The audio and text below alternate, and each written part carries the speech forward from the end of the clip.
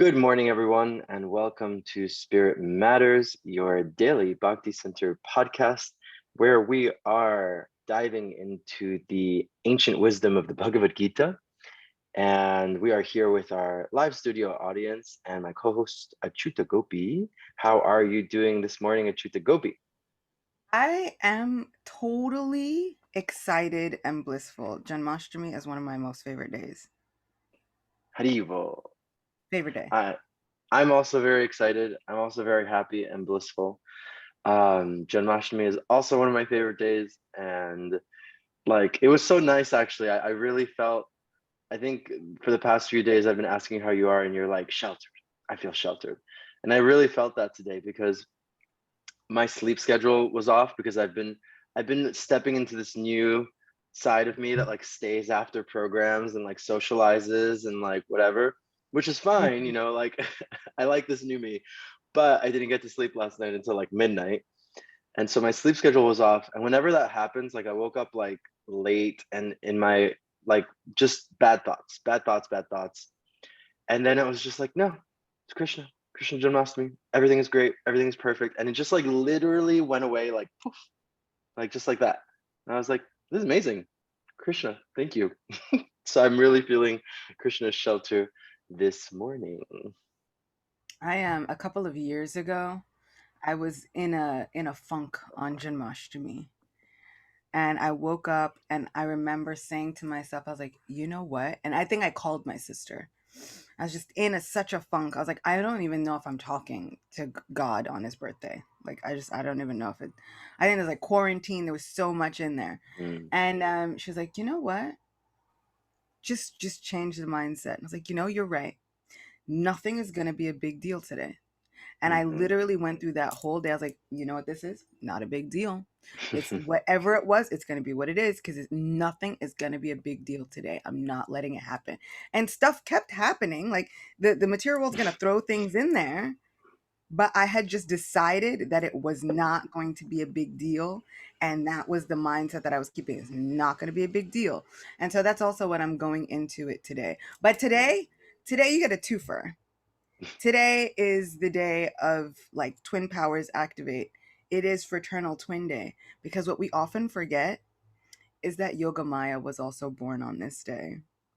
And so in Jagannath Puri, they also celebrate the birthday of Subhadra Devi. Mm. Jagannath and Subhadra have their birthdays. And I was like, y'all are so cute. They're so adorable. Mm. So this is also the day for it's a huge day in Shaktism also. So Mm. for all the worshippers of Devi, happy Janmashtami to all of you also. Haribo. Amazing. Yes, people do often forget about that, but Such we a should good not day. forget about it. Such a good day. It's a great day. It's a great day. Okay, let us continue our reading of Bhagavad Gita. We Yeah. read verse 7, chapter 2 yesterday. We are up to verse 8. Arjuna speaks. I can find no means to drive away this grief which is drying up my senses. I will not be able to dispel it, even if I win a prosperous, unrivaled kingdom on earth with sovereignty like the demigods in heaven. Sanjaya said, having spoken thus, Arjuna, chastiser of enemies, told Krishna, one of my favorite lines, O Govinda, I shall not fight, and fell silent. O descendant of Bharat, at that time, Krishna, smiling in the midst of both the armies, spoke the following words to the grief-stricken Arjuna. The Supreme Personality of Godhead said, while speaking learned words, you are mourning for what is not worthy of grief. Those who are wise lament neither for the living nor for the dead. Never was there a time when I did not exist, nor you, nor all these kings, nor in the future shall any of us cease to be. All right, now we can pause there. I Mm. just actually wanted to get a point where actually Krishna said things on time. Important things. I know he says so many important things. Um, you know, I was just thinking about the idea of it's not going to be a big deal, and how mm, when the mind is in, like when you put your mind on that track, you can circumvent a lot. Like a lot of things will happen, but our mindset will determine how we react to it.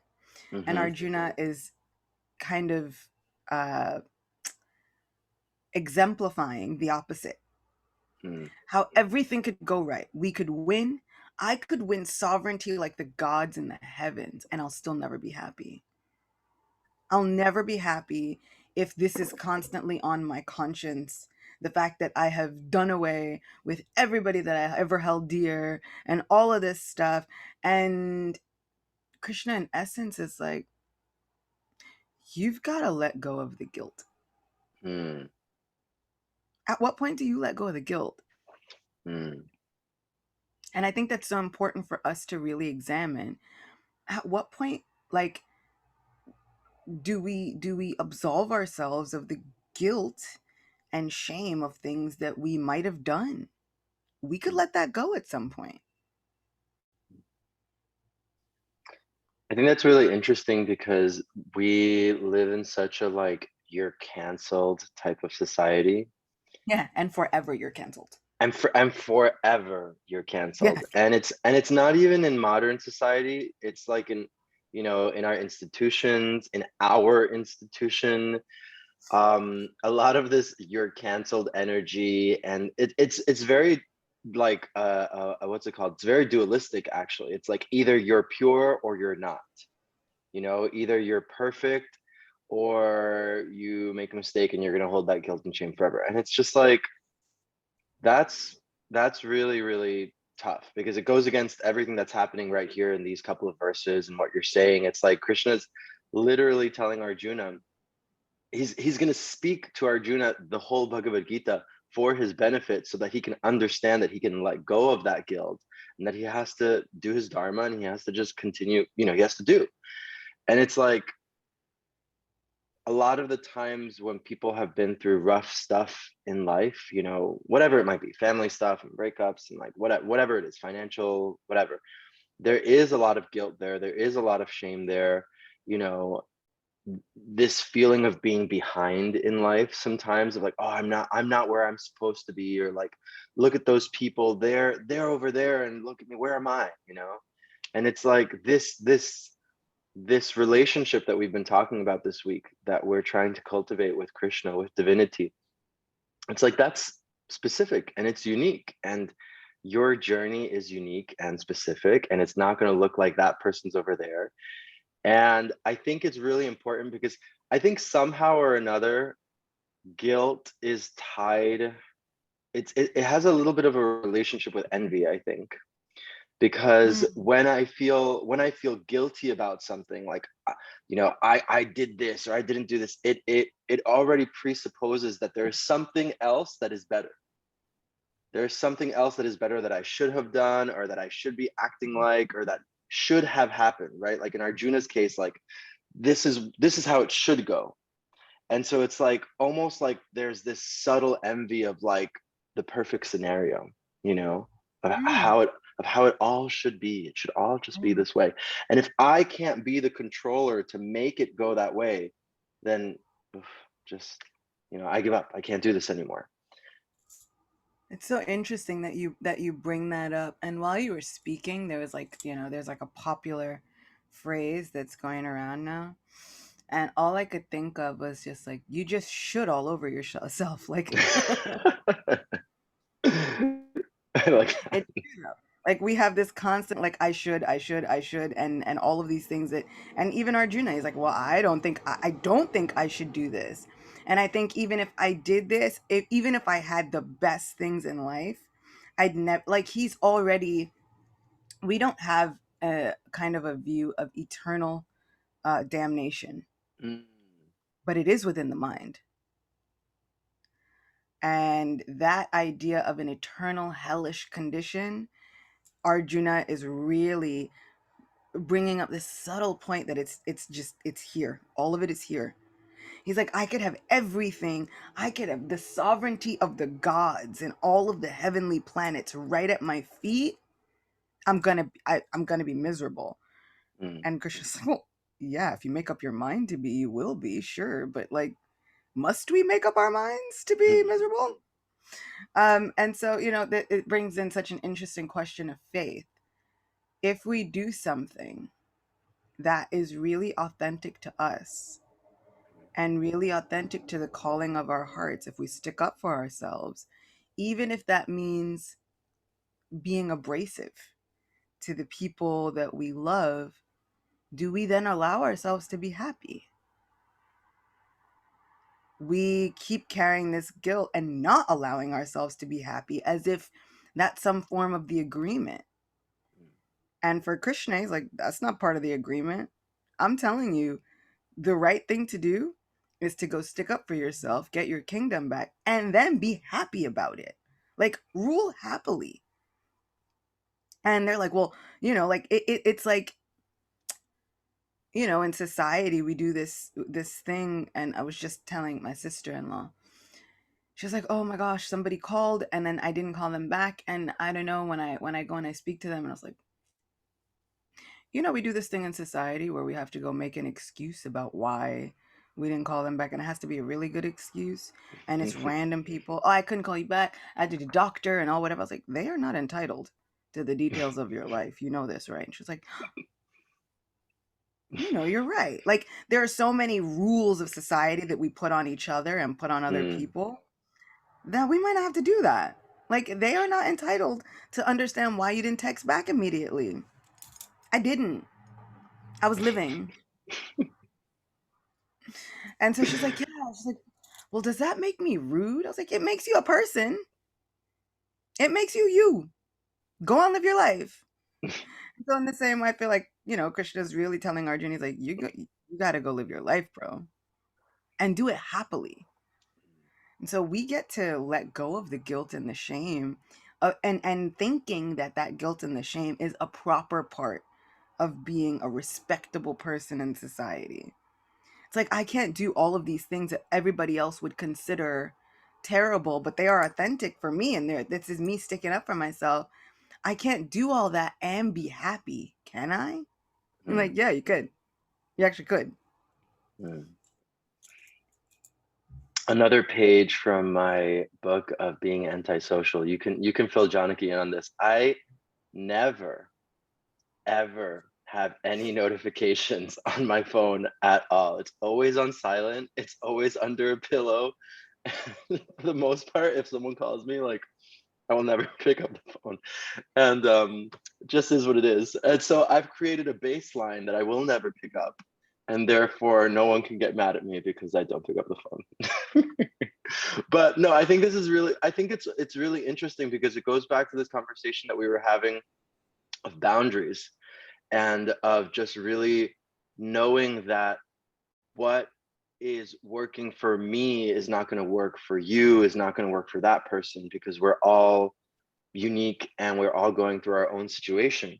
And I think Arjuna as well, like in the end of that first chapter, he's giving a lot of, like, just the high philosophy of what could seem to be correct for, like, greater society, or like it could seem to be correct if you're looking at it out of context. It's like, yeah, this sounds right.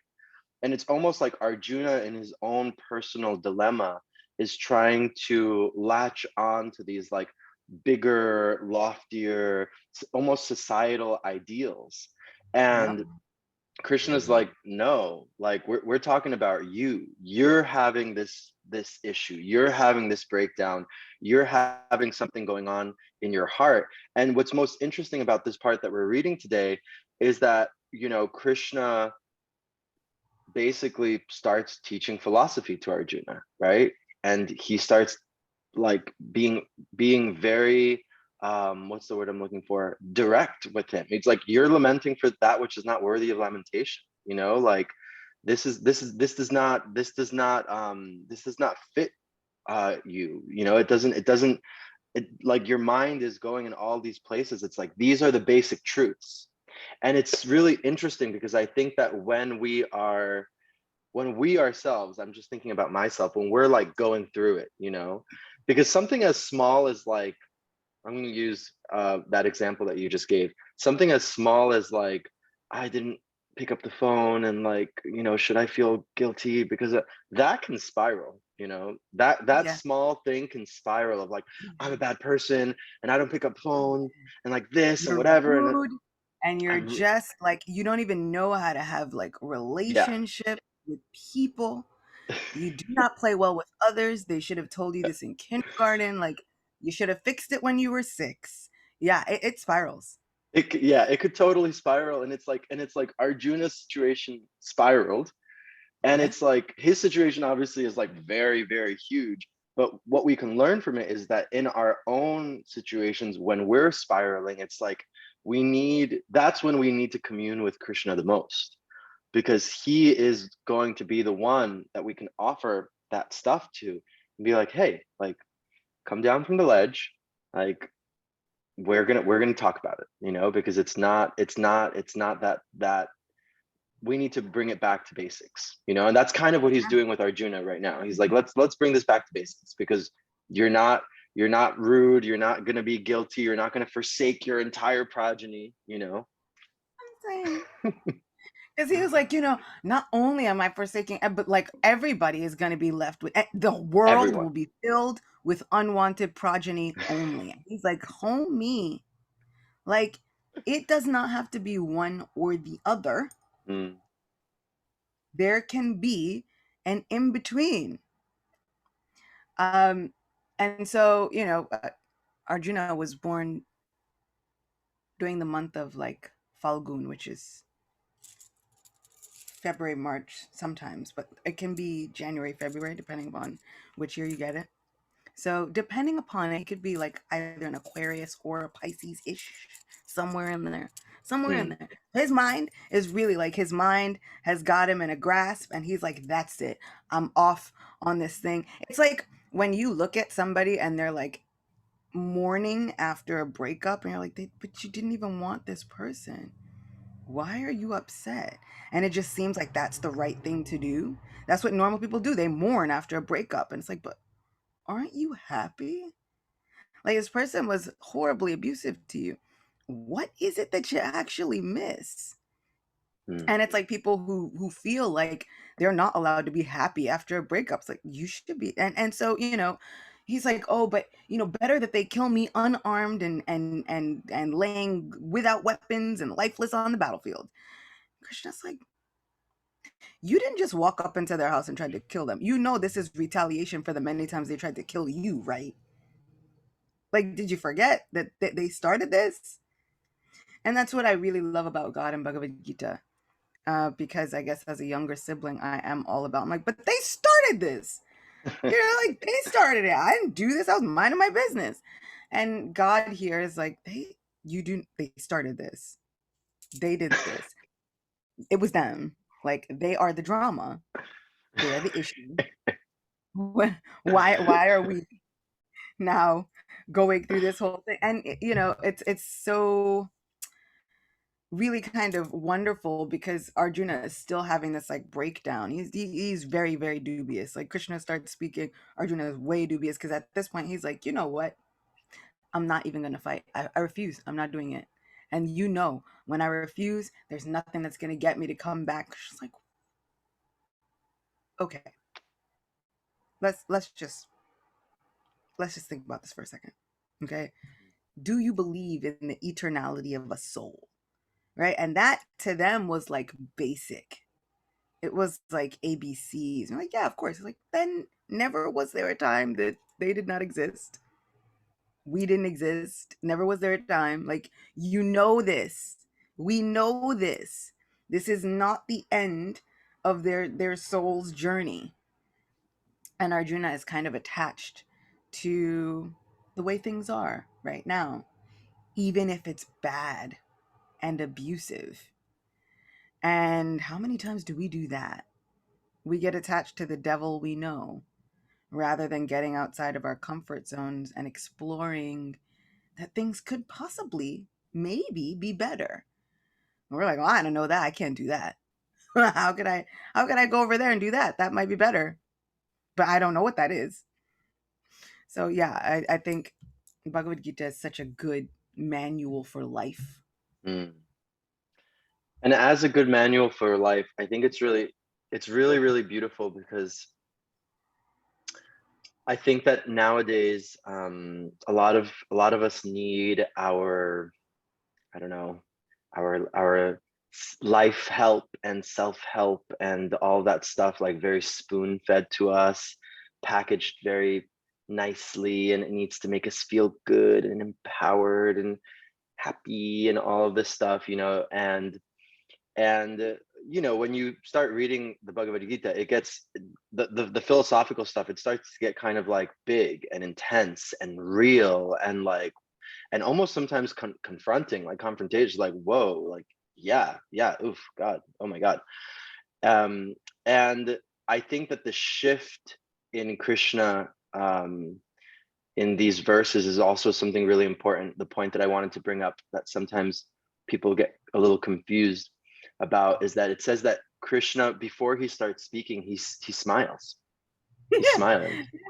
Oh, I hate him for that. And you were saying yesterday, like, oh, I'm missing, you know, like the description of Krishna's actions, and here we have like like the one big description of Krishna's actions that they give. It's like, yeah, he smiles, and it's almost like I can just imagine. It's almost like this Every time. smug, like a little bit of a smugness is there, a little bit of like a, okay, here we go, okay, Okay. we've gotten there, here we go, and but Every time. every time. It is every, like, if you read through Krishna book, every time the people are around him are in mortal danger, He's like, right? The first thing he always does, he like looks at them and he's like, it'll be fine. We're like, what was happening? What do you mean it's gonna be fine? There's like rain and hail coming down in pillars, and our houses are getting destroyed. Why are you smiling at me? oh my god, oh Krishna. And I think something that's really beautiful here, at least something that I took from this, is that it really gives us such a multiplicity of the range of how we can be in a relationship with Krishna.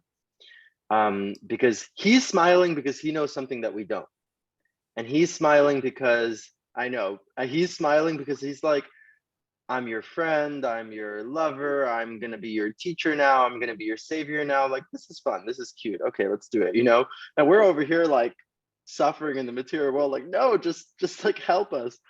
But it's really nice actually, because I think here in this verse specifically in Bhagavad Gita, we do see such an arch of the relationship between Krishna and Arjuna, where it's like they're friends and they're going through it, and therefore Arjuna can have this like back and forth repartee with Krishna of like high philosophy and blah blah blah, and he can feel vulnerable where he goes into full blown anxiety attack and etc. because they're very close, intimate friends.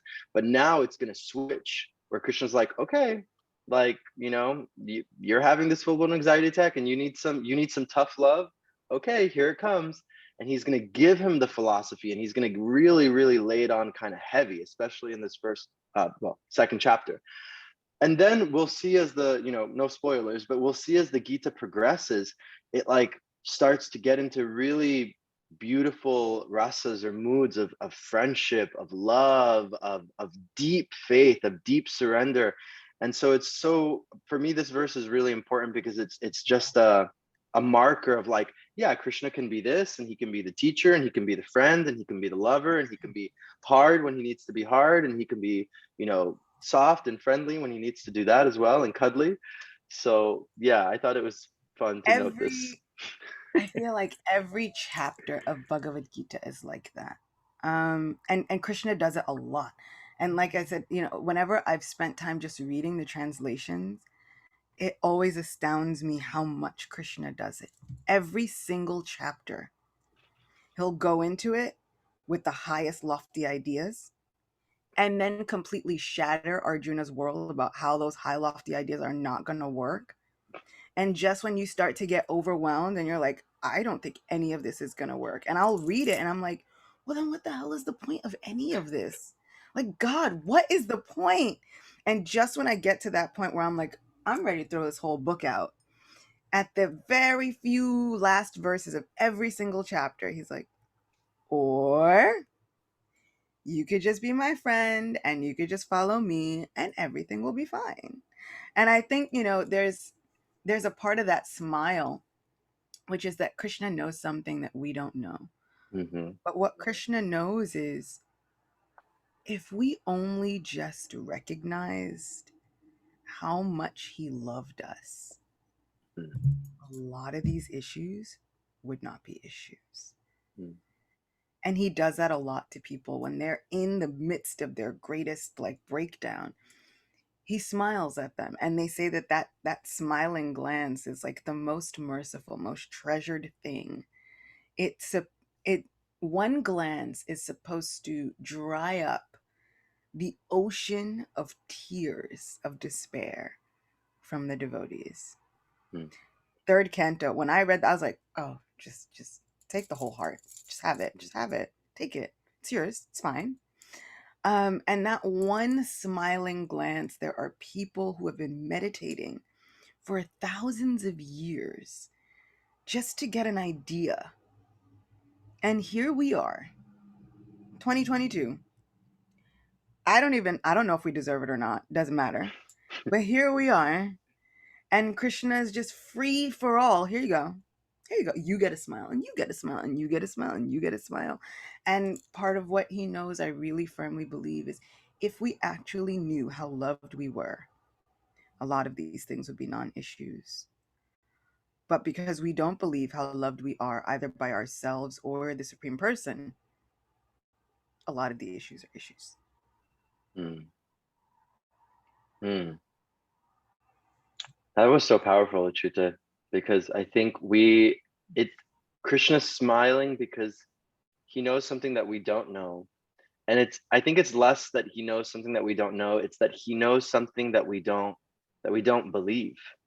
Because we especially as people who are practicing and we're trying to be devotees and we're reading and we're etc. It's like we know it, like it's being told to us, it's being bashed over our head, it's like Krishna can be your friend and like Krishna is your lover and Krishna's like, yeah, I know, okay, thanks, I get it, Krishna, It's God like can be you have an eternal relationship with Krishna. It's like, I get it, fine. yeah, Let me go yeah, on okay, about I my get day. it.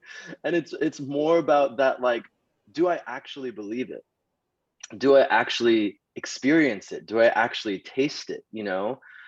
I'm remembering this verse in Srimad Bhagavatam, which is very confrontational, and I'm going to butcher it because I can't remember the exact translation. But it's saying that like that heart that does not experience, the hair standing on end and tears flowing from the eyes when they're hearing Krishna's name and hearing about Krishna's pastimes. That heart is clad in iron. It says stone clad, but I think the translation is actually like an iron clad heart. And I always think about that because I'm like, God, like I'm not crying for Krishna. Like what's happening here? Like is my heart stone clad? What's going on? And it's always the test actually for me, because I'm like, am I just approaching this ritualistically? Am I approaching my practices ritualistically? Am I just like waking up, ram ram ram, whatever. And I always stop and check, because I'm like, wait a minute. Am I approaching this like a robot? We were talking yesterday about being like a Krishna robot. It's like, am I approaching this like a robot, or like, am I actually trying to nurture a relationship? Am I actually believing what Krishna is telling me? Because if I actually believe it, then the relationship can start. Like all relationships as they start on a foundation of trust. And so if I'm actually trusting and believing that Krishna's there for me, that he's gonna be my friend, that he's gonna help me in my times of need, then we can start talking. But if I'm just being like, I'm wearing the dhoti and being at the place where they told me to be, and I'm just like, mindlessly chanting all the rounds and like blah blah blah. Of course, you're getting benefit from that, because we're getting benefit from Krishna's name, even if you're chanting it, with offenses, you're still getting benefit from Krishna's That's names. right. But at the same time, it's like we're trying, I mean, we're trying to go deep. We're trying to have an actual real relationship with Krishna. And if we want to do that, we have to continuously, consistently check in to make sure that we're not going into robot mode or into autopilot mode. And a lot of people usually ask me the follow-up questions like, how do we not go into robot mode or autopilot? Like, how do we know? And I'm like, no, Krishna will tell you. He'll let you know. It's up to us if we're actually paying attention. But Krishna gives us very many indicators. We get loads of indicators. And then of course the biggest indicator is the mind. And the mind is going to be a constant struggle. Like we should not think, like I remember you were saying one time you had medication and you were taking it and you stopped taking it. And the doctor was like, why would you do that? You're like, I felt better. It was fine. But it's the same thing with us. We should not think that just because we are taking the medication and it's working spiritually, and the mind has its, and then it calms down because the medicine is working, and we start, oh, it's fine, I'm cured, it's fine. And then the mind will come back with a vengeance. Next thing you know, we're thrown off a cliff worse than we were before. And we're like, how did I relapse worse into this? It's like because we stopped believing in the efficacy of the medication. Keep taking the medication, especially when you feel better. And so, we're going to be getting into a lot of like happiness and distress and how to stay equipoised in both. And I really think that that means literally just to stay, Mm. stick around, don't run away from either. When the happiness comes, stay. Stick around and remember to take your medicine. And when the distress comes, you stay and you remember to take your medicine. Mm. Like the solution is the same in both. Like Krishna's like, just stay with me on this because it's going to keep going in waves and it's a life thing. It's not like, oh, when this, trajectory of planets moves, then everything will be better. Mm. Everybody, he's about to tell us, even up to Brahma, the creator, is struggling with the six senses, which include the mind. Mm. So don't think that you are a horrible person if your mind gets to you. That's everybody. Mm-hmm. And we can allow Krishna to love us because he's going to regardless. Mm. Mm. Lileshwari put this beautiful quote by Mm-hmm. Dayananda Goswami. It says, if you know that you are infinitely loved, that the greatest conscious being thinks very highly of you, then you won't feel bad. It's So that simple. simple. So simple. It's so Then simple. you won't feel bad. It's that simple. We are running fresh out of time. Thank you all so much. We're gonna hand it over to Kimberly, our master taker awayer. What you taking away today, Kimberly? Thank you. We got a lot of good takeaways today. So we're taking away to let go of the guilt and shame, to live our life authentically and happily, adopting the mindset of it's not a big deal, and knowing that Krishna loves us and he's smiling at us. Yeah. So sweet. Thank you so much, Kimberly. If anyone else has any takeaways, please put them in the chat. And Achyuta, what you taking away with you today?